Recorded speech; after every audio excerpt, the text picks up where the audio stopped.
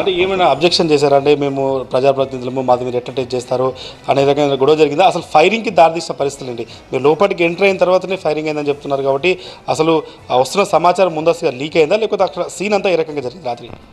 అయితే వాళ్ళు ఒక దగ్గర చైర్స్ వేసుకొని డ్రింక్స్ తర్వాత తీసుకుంటున్నట్టుగా మనకు ఆ సీన్ చూస్తే అర్థమైంది.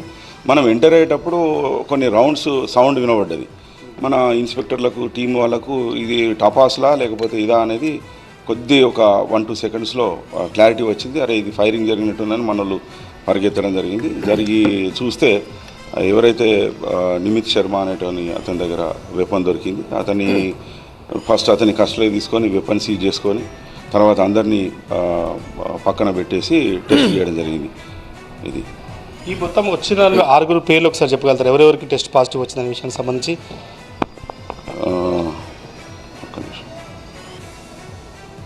రోహిత్ రెడ్డి ఏమన్నాడు? అంటే రోహిత్ రెడ్డి ఏదైనా అబ్జెక్షన్ చేశారా మీరు టెస్ట్లు చేసేటప్పుడు కానీ, లేకపోతే మొత్తం పోలీస్ సెర్చ్ జరుగుతున్నప్పుడు? ఎవరు కూడా మాకు ఇబ్బందికరమైన పరిస్థితి చేయలేదు. ఎందుకంటే మేము చట్టబద్ధంగా పనిచేస్తున్నామనే విషయం వాళ్ళకు క్లియర్గా చెప్పడం జరిగింది.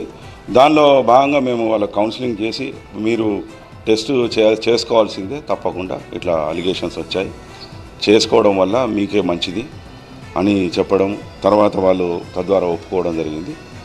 మొట్టమొదటిగా మనం ఒక కంటిన్యూస్గా ఒక్కొక్కరి తర్వాత టెస్ట్ తీసుకొచ్చని చెప్పి మీ ప్రాథమిక సమాచారం మాకు తెలిసిన మేరకు షిమ్లా నుండి కొంత కొకైన్ వచ్చినట్టుగా తెలిసింది. అది ఇంకా ఫర్దర్గా మనం ప్రోవ్ చేస్తాం. ఎన్ని గ్రాముల కొకైన్ నిన్న పొజిషన్లో దొరికింది? నిన్న మాకు 2 గ్రామ్స్ దొరికింది. అది కన్జ్యూమ్ చేయడం వల్ల మనకు గ్రాము అంతకంటే తక్కువే అనిపిస్తుంది.